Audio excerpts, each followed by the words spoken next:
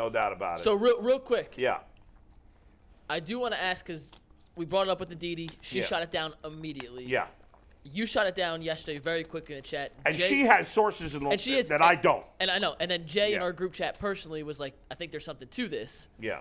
Do we want to discuss Well, any more? I'd like to know Jason's take since he's in that locker room and we are not.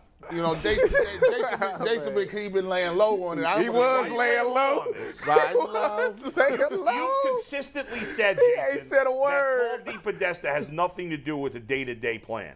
Yeah, I think nobody knows exactly what Paul DePodesta does. Of course not, yeah. And so I like speaking in absolutes when I know, and when I don't know, I try and couch it. Yeah. And I don't know. But I think that he sets up the organization. I think he sets up the philosophy. But I push back on a couple things. One, to think, and I thought I read this or like he was on headsets. He's not on a headset during the game. He's in the suite with Andrew Berry and Jimmy Haslam during the game. Watching the game. He's with them Yeah. in the owner's suite. Like he's not in the press box or he's not. They don't he's not on a headset or anything like that. So if that's out there, that's not true. And I don't know that it is. It was just something I heard come up. I do think that he sort of sets the parameters of the organization's philosophy of what we want to be about, that sort of thing. Is he getting in there and calling plays? No, I don't think that he is. And in terms of like the explosive plays type thing, guys, That's common knowledge. There's a stat that I've said all year long, and I haven't looked it up this year, but this was true at the end of last year. Run the ball for 9 yards a carry, you're 500. Throw it for 13 yards an attempt, you're like 32-1 or something like that. You have to throw the ball to win. It gives you a much greater chance to win. And listen, of course there's like different parameters involved. Like when the weather's awful like that, okay, sure, throw it less, run it more. But in a general theory of how to win in today's NFL, you have to throw the ball. You have to throw the ball. Yeah. Running successfully guarantees you nothing but a 500 record. You throw the ball well, throw the ball successfully, throw it at a high level, it gives you a much greater chance to win the game. The numbers bear it out. And I guess that's the best way that I can say it. I have a lot of respect for Tony because he's done this a really long time. And I know he's very polarizing. I know there's a lot of people that don't like him. But I think he's called out a lot of nonsense. He's seen a lot of bad football here. And he's called the Browns BS often. And sometimes that rankles fans. I've done the same thing with the Cavs of times. And it infuriates the fans. Jason, that's all fair. And many times Tony and many other people have called out the Browns. And I take little pot shots at Tony because he was obnoxious to me once. Maybe he didn't even realize it when I first started working here, and I so bleep him because of that. Petty the Bull. I'm about to say, Petty, yeah. Petty is so petty. He don't even know. He said he don't even know. I don't even know. But here's the thing. He is one of these old school writers who doesn't understand analytics. And anytime you read anything he says, it's clear he doesn't even understand what the word means. Well, I will say that, like, he doesn't – I think it's obvious from his line of questioning with Kevin, he doesn't like all the going for it on fourth down.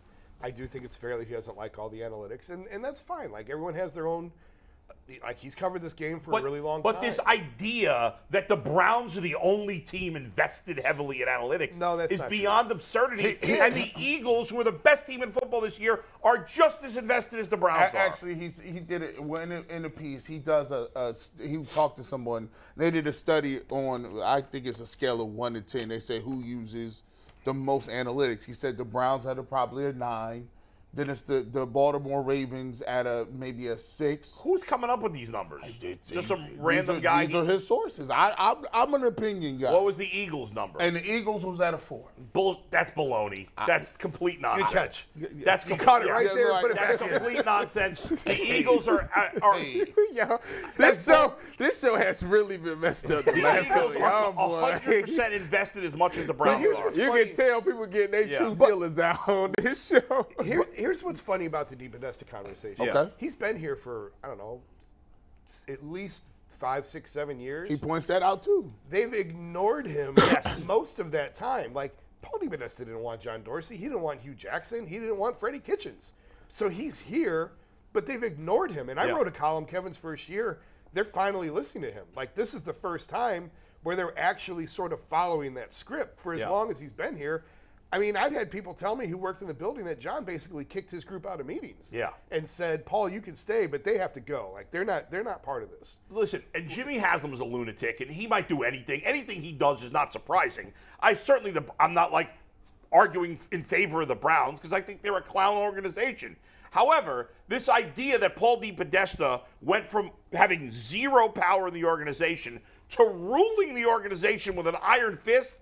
I do think that they are listening to him more now than they ever But have. there's a big difference between listening and ruling with an iron fist. And I think he has more influence now than he did with Freddie and Hugh and Dorsey and all the Well, the colleagues. organization's in better shape than they were with those guys. And Jason, this is the way life works. If I'm a decision maker and I've been making decisions on certain personnel and they have not worked, whether it's a farmer or the general managers or Dorsey, guess what?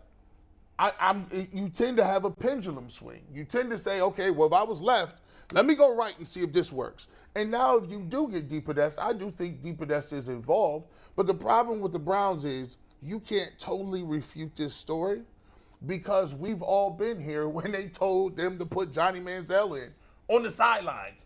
Like, that's crazy. That never happens. And when that happens to you as an organization, you have a 25% chance of anything that they write. People are going to say, well, we've seen worse. True, G. But however, the facts bear out. Like this idea that the Browns are this overpassing team is just not factually true. No, they may become that because they have a good quarterback now. They're trying to get but there. they run the ball more than most teams. Now, you want to argue they should run it more than every team? Okay. But they run it more than most. So to say, oh, they got to kiss the ring of Paul DePodesta and throw the ball, well, that's not happening. But one more point on DePodesta that's kind of funny, and it fits a little bit. When I first started covering the Browns, obviously I did the NBA for 10 years. I still have a lot of relationships and connections to the NBA. And when I first started hanging around the NFL, I had I think it was 2 different executives from the NBA called me, and they're like, hey, what's the story with this DePodesta? He lives in San Diego and works in Cleveland. How do I get that job? Right, so there right. are people around in other leagues going, what's going Like, on how there? do you get that off? He lives in La Jolla, lives in San Diego all week long, flies in for the games, then goes back to San Diego. So, well, let me ask you this, That too. is nice. That's crazy. That's crazy. That is very crazy. nice. Let me run this by you, and this gives you a reason why people be confused. Okay, who does Andrew Berry directly report to?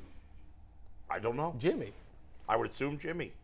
I would assume everybody reports to Jimmy. Yeah, but it could be Paul. I don't know. And by the way, Does any other organization, It's usually- except for the Cowboys, have the coach, the GM, and the operations dude reporting well, right to I don't the know owner? if this is true or not, Jason. Yeah, I'd love you it's to usually respond. the But to owner- answer G's question, the new owner of the Denver Broncos just spoke, I don't know if it was yesterday or the day before, and he announced that the head coach that they hired, because they fired, what's his name? Nathan Hackett. Hackett. They said the new head coach will report directly to me and not the general manager, and because this is how it's generally done in the NFL. Now, I don't know if that's true or not, but that's what he The said. Browns have tried different approaches Right, yes. with the GM and coach both report to owner, the coach reports to the GM.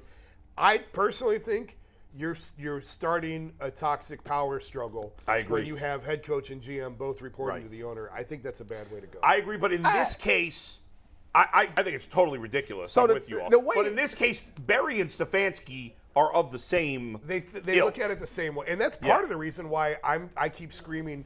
You have to stay with this until you know for sure one way or the other, because this is the first time that they all see it the same way. It's the first time that DePodesta, the GM, and the head coach all look at it the same way, and you don't have this. And if you fire Kevin, you bring in another head coach, there's a chance it could lead Oh to no, this again. it's going to jump. Especially if you leave Jimmy in charge to go get the head coach. He's going to go get whoever he wants, and now you're going to have this again, and that doesn't get you anywhere. And I'll say one more thing, that the old school NFL, of which there are still a lot of people in power in the NFL, hate to think that some nerd Right. is going to tell them how to draft a football team. And from the moment Paul DePodesta was involved, and listen, when Paul DePodesta first got here, I was like everybody else screaming, what's this idiot doing? He doesn't know what the hell he's doing, and I have no idea what his role is. But crazy. there is a percentage of the football world and the sources for these old school reporters that they want Paul DePodesta to be laughed at, and they don't like analytics, which are just statistics. Right. And everybody uses in every walk of life. They're just Analytics. better statistics. That's true. That's true. There are a lot in football. Even we saw it with baseball with the old scouts that pushed back and hated it. Exactly. And it's now filtered down to football. But I will say, like the whole idea that Paul left baseball and went to football, it's not common. But I've talked to a lot of different executives, and I've asked them, could you do this in another sport? They all feel like they could, because the way that they think and the way that they set up organizations, they're not necessarily identifying talent and choosing the talent. It's the way that you structure everything. It's the way that you set up an organization. In your mind, you know the way to do the healthy culture. A lot of these guys in basketball feel like they could go run a football team. We've seen it with Sashi. Reinsdorf. We've seen Reinsdorf, absolutely. Yeah, good one. We saw with Sashi, I know that's probably a bad example, but he went from the Browns to the NBA. Now he's back in the NFL with the Ravens. We've seen these guys jump from sport to sport. Yeah. So it's not common, Yeah. but it's not outrageous.